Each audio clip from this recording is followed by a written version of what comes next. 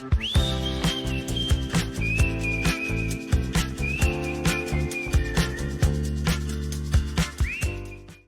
everybody, Groomed in 10 with my friend, your friend, Brian May. Hey, everybody.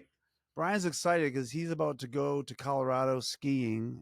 Indeed, I am. And I love skiing in March out in Colorado. I used to live there, and I loved going up there in March, April-ish, because the weather gets pretty good and the snow's pretty good still, and it's pretty awesome to go. You go to Copper, right? I go to Copper. Yep. Yeah, that's a good mountain. Cool. We'll have fun. I'm I will. jealous. I will. Yeah, I'm going to Pittsburgh actually. My son and I are going to go watch the Bruins play the Pittsburgh Penguins. He's a Penguins fan because he Yes. loves Sidney Yeah. Crosby. So I'm going to go and sport my Bruins stuff and hopefully I don't get in a fight. You know. Speaking of anger, so you like that segue? I do. That was great.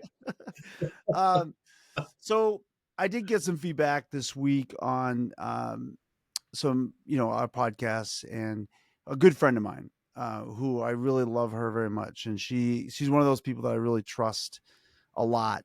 So when she says something to me about, my life, I listen because she usually is pretty accurate. So she just called me out a little bit on the foul language that I use on the podcast. And it's interesting because a couple of days ago, I woke up at like 2 a.m. and I had this feeling like, oh, wait, I probably need to stop that. And I went back and I actually edited some of the videos that I've been doing. And then I took a couple off actually that have me using foul language, partly because of professional reasons. Kids in schools will Google me and find that and be confused by that. And that's part of it. But as I was thinking about it, Brian, I guess my feeling is that, you and I have been pretty candid about how angry we are at this stuff.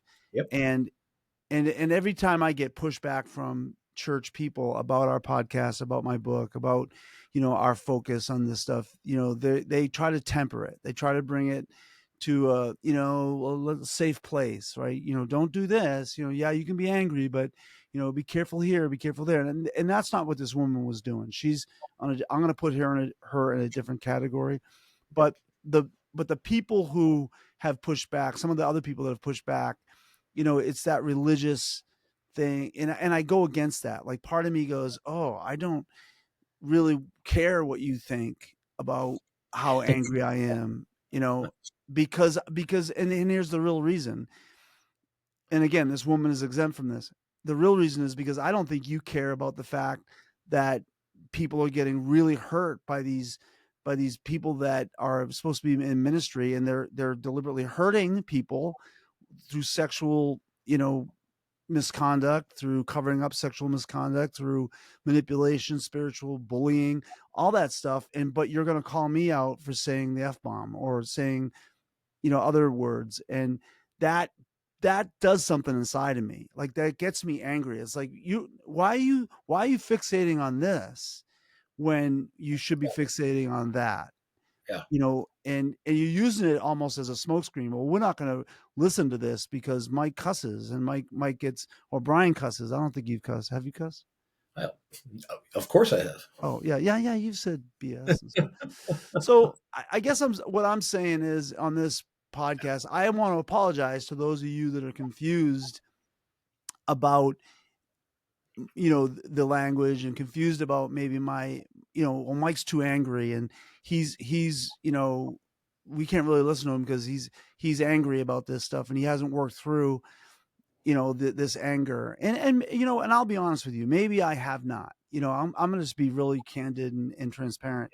Maybe I have not. Maybe I'm still working through that, and that's fine. And I'm gonna work through it. Maybe that was part of why I woke up at 2 o'clock in the morning, and God was like challenging me on that, saying, where are you at with this? And but I'm not going to compromise my passion for this. I don't want to go in a box. Don't put me in a box. Don't put me in this nice, neat Christian box. And I can be angry only if I use these words. That I'm going to bow against. I'm going to push against that because this stuff is really heinous. It And is. when you're talking about 12-year-old girls being sexually molested, and then the cover up, I mean, I sometimes the only word I can think of is these words that I'm saying because Yeah, it's so heinous, and I don't want to miss that. I don't want to. Yes, I'll clean it up. Okay, for you, those of you that need me to clean it up, but I'm not going to back off of how heinous yeah, and crazy this stuff is, and how abusive the church is, and yeah. that's all I wanted to say with this. I'm going to come With at it with Jesus. a little bit of a different take. I think the reason um, that I've been real, and I'm going to call it being real with my language, has a lot to do with that. And yeah, I mean, there's a place for, number one, there's a place for anger in your life. Anger is a God given emotion. It's a good thing. It helps set boundaries. And do we get angry sometimes? Yeah, absolutely. Um, so do you. I'm talking to everybody out there, right? And it's what you do with that anger that's important. Do you recognize it and do you say, okay, I got angry there. What's that telling me about myself? Or do you just like make room for it and just get carried away with it? The difference is your anger in the driver's seat or is it in the back seat calling over your shoulder, right? So I'll just address that. But in terms of the language, so here's one of the things that I think that um, a lot of people who maybe um, could get could be helped. Could move in a positive direction if they really heard kind of the whole message of what Jesus was bringing. His whole ethos, rather than this fake set of rules and this religious construct that you put on people that tells you how you should act and how you shouldn't act, what you should go to, what you should not go to, what you should watch, what you shouldn't watch, what you should eat, what you should drink. All of these artificial rules that the system that we came out of put up that says, okay, if you do these things, then you're pious, then you're good. You can be rotten to the core on the inside, but if you do these things, then Right, we know you're pious. And for me, I don't ever want to. I want to peel that veneer away. I right, want to be real. I want to be authentic. Um, and so, Mike, when we talk about this subject, we've talked about it offline. I want to find the line that you walk there to walk there, right? And so if some of the things that Mike or I have said are offensive, maybe they needed to be offensive, right? Maybe they were over the line. I don't know.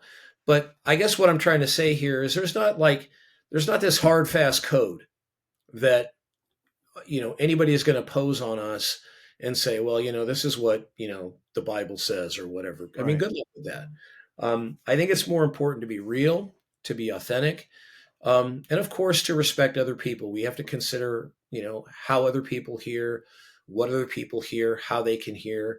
Um, so I guess all I'm trying to say here is that it's just a lot more complicated than by playing by your little pious rules out there. So right. You're right, and I think that, and this is an illustration of this. I really do believe that God is challenging me on not just my language on the podcast, but just the overall anger in my life with with this stuff. And so God's challenging me, and I'll take that. I'll take that from him. That's what Christianity is supposed to be about, a fluid relationship with him where he's convicting. I'm not going to go by your rules because you get offended. But if God says, "Hey Mike, clean this up," I'm going to listen. And I yeah, feel like that's happening. So I will, and I'm yeah, going to obey him. But I don't want that to be misinterpreted by anybody out there to think that I'm following your rules, because I think your rules suck. And I'll say yeah. suck because I don't think that's a cuss word. Even though my mom Well, washed my mouth out with soap once because I said suck when I was well, little. But and I'll just say this: if you're going to cherry pick a scripture from here or there, do your homework. All right, know what you know, and be smart enough to know what you don't know. Um, because again, that's a tactic that really turns people off. Maybe people need what you have to offer them, but you start playing that card, and I mean, it's just going to turn people off. yeah, Um, and and I'm not talking. I'm you know what I'm talking about. You proof text your position. Oh well, this word says here this and that and this and that, and so I'm going to construe that into something to make one of my little pious rules, so I can essentially virtue signal that that I'm good with God and you're not, and I'm here to help you. Let's just leave that aside. All right, let's just be yeah, real, folks. Let's be yeah. authentic. And listen to God, because Yeah, he'll talk to you. right. All right, Brian, this has been good. Awesome. Have fun skiing. Don't break anything. I will and I won't, and you have fun in Pittsburgh Hockey. Don't break anything there either, if Get you know broken. Yeah. what I'm saying. All right. Hey, good night, everybody. We'll see you. Hey, we have a special guest coming on Sunday night. Steve Yes, Hayes, we my do. friend. Hey, Yeah, Hayes. Steve's awesome. Steve-O. Yeah, so you'll love him. So don't forget to tune in. All right. We'll see you All guys right. later. Bye. Peace, everybody. Bye.